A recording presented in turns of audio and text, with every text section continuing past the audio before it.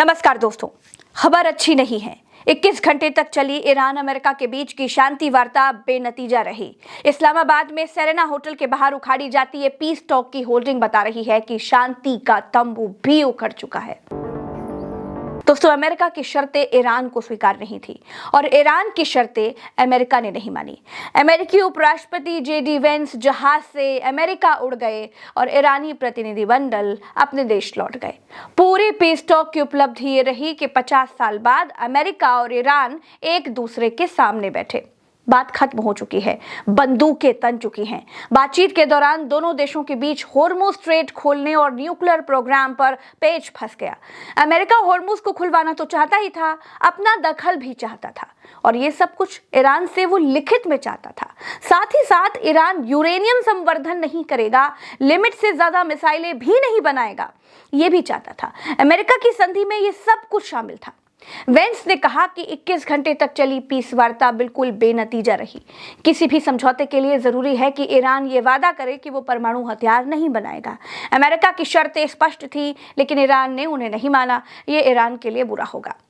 We have been at it now for 21 hours and we've had a number of substantive discussions with the Iranians. That's the good news. The bad news is that we have not reached an agreement. And I think that's bad news for Iran much more than it's bad news for the United States of America. So we go back to the United States having not come to an agreement. We've made very clear what our red lines are, what things we're willing to accommodate them on, and what things we're not willing to accommodate them on. And we've made that as clear as we possibly could. And they have chosen not to accept our terms. दोस्तों, पूरा middle east America के आगे नतमस्तक है, सिवाय Iran के। Iran America की राह का बहुत बड़ा रोड़ा है।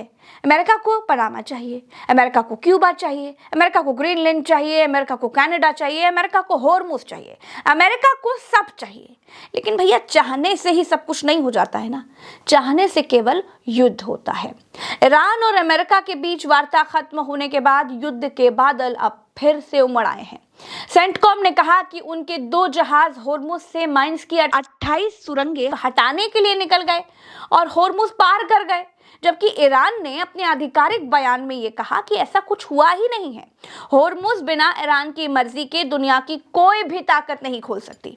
पीस वार्ता फेल होने के बाद ईरान के विदेश मंत्रालय की प्रवक्ता इस्माइल बघाई ने क्या कहा, वो भी आपको सुनना चाहिए। उन्होंने कहा कि अमेरिका की वादा खिलाफी और कुकर्मों का अनुभव हम न तो भूले हैं और ना ही भूलेंगे, ठीक वैसे ही जैसे हम दूसरे और तीसरे थोपे गए युद्धों के दौरान उनके और ज़ायोनी शासन द्वारा किए गए जघन्य अपराधों को माफ नहीं करेंगे। पिछले 24 घंटे में वार्ता विभिन्न मुद्दों पर हुई, जिनमें स्ट्रेट ऑफ होर्मुज, परमाणु मुद्दा, युद्ध क्षतिपूर्ति, प्रतिबंध हटाना और ईरान के और क्षेत्र के खिलाफ युद्ध की पूर्ण समाप्ति शामिल थी। कई मुद्दों पर कुछ प्रगति हुई, लेकिन 2-3 अहम बिंदुओं पर मतभेद बने रहे और अंततः बात बिना किसी समझौते के खत्म हो गई। ईरान को अपने राष्ट्रीय हितों की रक्षा के लिए अपने साधनों का इस्तेमाल जारी रखना चाहिए। इस दौर की वार्ता में होर्मुज और व्यापक क्षेत्रीय मुद्दों जैसे नए विषय शामिल किए गए।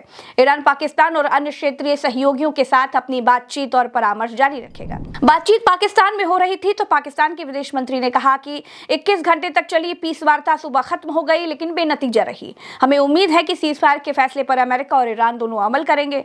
आगे की बातचीत के लिए भी चैनल खुले रहेंगे। My deep gratitude to the Islamic Republic of Iran and the United States of America for responding to the call made by Prime Minister of Pakistan Mohammad Shahbaz Sharif for an immediate ceasefire in the region, as well as for accepting Prime Minister's invitation for holding peace talks in Islamabad. The delegation of the United States of America was headed by the US Vice President J.D. Vance, and the delegation of the Islamic Republic of Iran was headed by Speaker of the Iranian Parliament Bakhar Ghalibaf, arrived yesterday in Pakistan to participate in Islamabad talks.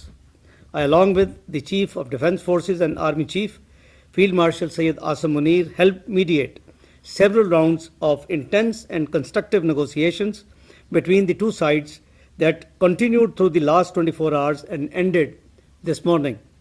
On behalf of Pakistan, I would like to express gratitude to the two sides for appreciating Pakistan's efforts to help achieve the ceasefire and its mediatory role. अमेरिकी उपराष्ट्रपति ने कहा कि उन्होंने Iran को final offer दिया था Iran बोला ऑफर नहीं, अमेरिका ईरान को जंजीरों में जकड़ना चाहता था। बातचीत बेनतीजा रहने के बाद अमेरिका और पाकिस्तान तीनों की तरफ से, ईरान, अमेरिका और पाकिस्तान, इन तीनों की तरफ से कहा गया कि बातचीत के रास्ते अभी बंद नहीं हुए हैं। युद्ध बंद रहेगा या फिर नहीं, इस पर कुछ नहीं कहा, बल्कि दोस्तों अमेरिका की तरफ से ईरान को ललकारा गया है। दोस्तों ईरान के लिए ये सिर्फ एक सो कॉल्ड टॉक्स या बातचीत नहीं थी, ये अपनी संप्रभुता को बचाने की जंग थी। ईरान ने अमेरिका की दादागिरी को ठुकरा दिया। ईरान की तरफ से इस बातचीत की आत्मा एक ही थी कि इज्जत की रोटी जिल्लत के हलवे से बेहतर है। ईरान का साफ कहना था कि अगर अमेरिका दोस्ती चाहता है तो उसे पहले प्रतिबंधों के चाबुक को फेंकना होगा। ईरान ने बातचीत की मेज पर बिल्कुल साफ कहा कि हमारे परमाणु कार्यक्रम पर सवाल उठाने वाला अमेरिका खुद हथियारों के ढेर पर बैठा है। ये तो वही बात हो गई कि खुद मियां फजीहत, दूसरों को नसीहत। ईरान के नजरिए से देखें तो अमेरिका शांति नहीं बल्कि सरेंडर चाहता था। ट्रंप प्रशासन चाहता था कि ईरान होर्मुज से अपना हक छोड़ दे और इजराइल की धमकियों पर वो खामोश रहे, लेकिन ईरान ने जता दिया कि वो कच्ची गोलियां नहीं खेला है। जेडी वेंस खाली हाथ लौटे हैं क्योंकि ईरान ने उनकी दोस्ती की आड़ में गुलामी की शर्त को सिरे से ठुकरा दिया। अब बात करते हैं दोस्तों दुनिया की उस दुखती नस की जिसे दबाते ही पूरी दुनिया की चीख निकल जाती है, यानी होर्मुज की। दोस्तों होर्मुज को खुलवाने के लिए ट्रंप ने अपने युद्धपोत रवाना कर दिए हैं। उनका कहना है कि वो समुद्र को साफ करेंगे। ईरान के लिए होर्मुज सिर्फ पानी का रास्ता नहीं है दोस्तों, उसकी गर्दन की नस है। अगर अमेरिका वहां ताकत दिखाएगा तो ईरान चुप नहीं बैठेगा। देखिए ईरान का तर्क बिल्कुल सीधा है दोस्तों कि अगर हमारे तेल को दुनिया के बाजारों में बिकने से अमेरिका प्रतिबंध लगाएगा तो हम किसी और का तेल भी बाहर नहीं जाने देंगे। मतलब वही आप समझ लीजिए कि ना तो नौमन तेल होगा और ना ही किसी और की राधा नाचेगी। इस लड़ाई में नुकसान सिर्फ दो देशों का नहीं होगा। मिडिल ईस्ट आज आग के दरिया पर बैठा हुआ है। अगर ट्रंप की जिद और ईरान का स्वाभिमान टकराया तो मिडिल ईस्ट के बाकी देश भी इसकी लपटों से बच नहीं पाएंगे दोस्तों।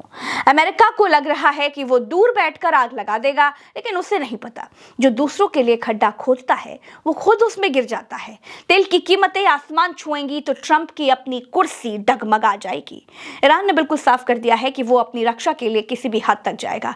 वो रूस और चीन के साथ अपने रिश्तों को ढाल बनाकर अमेरिका के दांत खट्टे करने का मादा रखता है। दोस्तों इस्लामाबाद की विफलता ने यह साबित कर दिया है कि दुनिया अब एक ध्रुवीय नहीं है, यानी यूनिपोलर नहीं है। अमेरिका अब अपनी मर्जी दुनिया पर थोप नहीं सकता।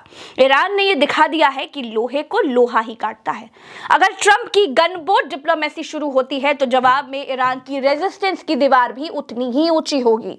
ईरान का संदेश साफ है, हम युद्ध नहीं चाहते, लेकिन अगर हमारी दहलीज को पार किया गया तो अंजाम अमेरिका को भुगतना होगा, क्योंकि अब बात आर या पार की है। आप क्या सोचते हैं? अपनी राय हमें कमेंट में बताइए। इस वीडियो में फिलहाल इतना ही। चलते हैं। राम राम, दुआ सलाम, जय हिंद।